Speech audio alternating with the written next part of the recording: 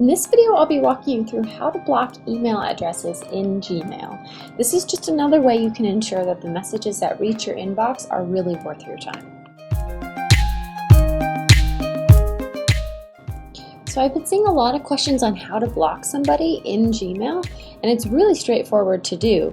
Of course, you can always unsubscribe to the person sending you the message if it's from a company. That should be in the bottom, typically in the footer of their email. But if it's just a person that's sending you messages, you can use these three right arrows on the right side here, right to the right of their name or within that line, and then you go to block.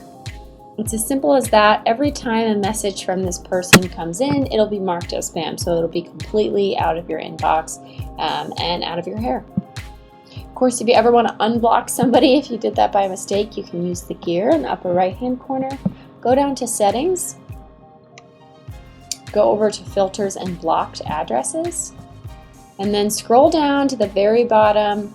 It says following email addresses are blocked, and you can just click Unblock. Very simple to do. And that's blocking emails in Gmail. If you liked this video, give it a thumbs up, and don't forget to subscribe if you'd like more tips like these.